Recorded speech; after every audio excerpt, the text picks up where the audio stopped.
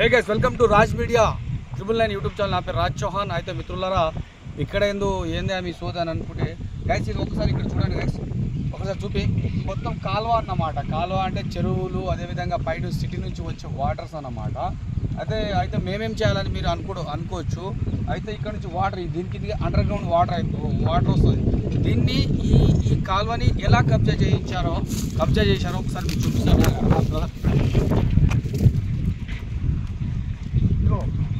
చూడండి గైస్, ఇగో ఇక్కడ మనం వెళ్తుంటే దీని కిందంగా వాస్తవానికి అక్కడ చెరువు కదా, అది చెరువు నుంచి కాలువ కదా.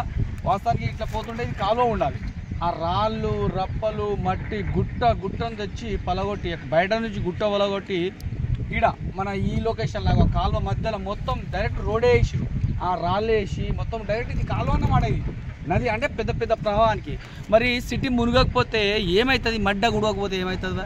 ఇండ్లలో నీళ్ళు వస్తుంది అంటే బొచ్చు వస్తుందా, అది వస్తుంది అంటే రాకపోతే ఇట్లాంటి కబ్జా చేస్తుంది. ఇట్లాంటి రేవంత్ రెడ్డి ప్రభుత్వం దయచేసి రేవంత్ రెడ్డి సార్ వరకు చేరే వరకు ఈ వీడియో షేర్ చేయండి. ఎక్కడో కాదండి, మన రామోజీ ఫిలిం సిటీ దగ్గర పొల్కంపల్లి అనే గ్రామం, అనాజ్పూర్ అనే గ్రామం మధ్యలో ఉంటుంది.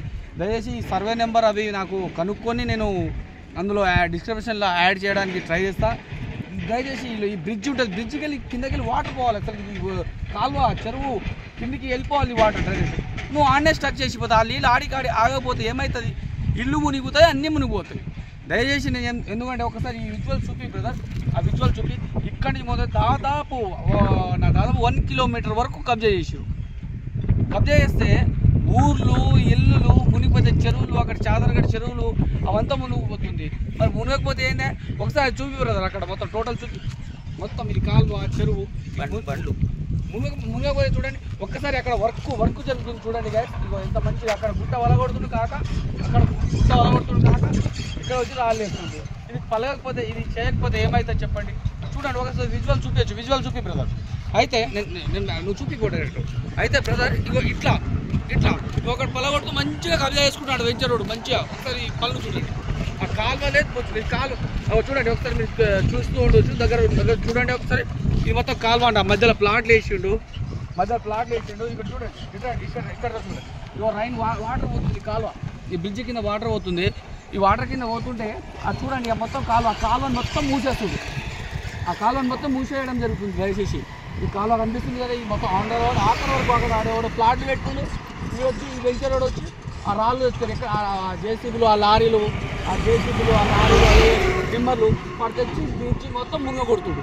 దయచేసి రేవంత్ రెడ్డి సార్ ప్లీజ్, దయచేసి మీద రేవంత్ రెడ్డి సార్ వరకు ఈ మెసేజ్ చేరే వరకు దయచేసి కాంగ్రెస్ ప్రభుత్వాన్ని ఇట్లాంటి భూములను కాపాడాలి. నేను చెప్తున్నా, మీరు ఇట్లా ఎంత కబ్జా చేసినా ప్రకృతి దానిపైన అదే చేసిపోతుంది. దాని తర్వాత ఇల్లు మునుగుతుంది, భూమి మొత్తం భూకంపాలు వస్తాయి.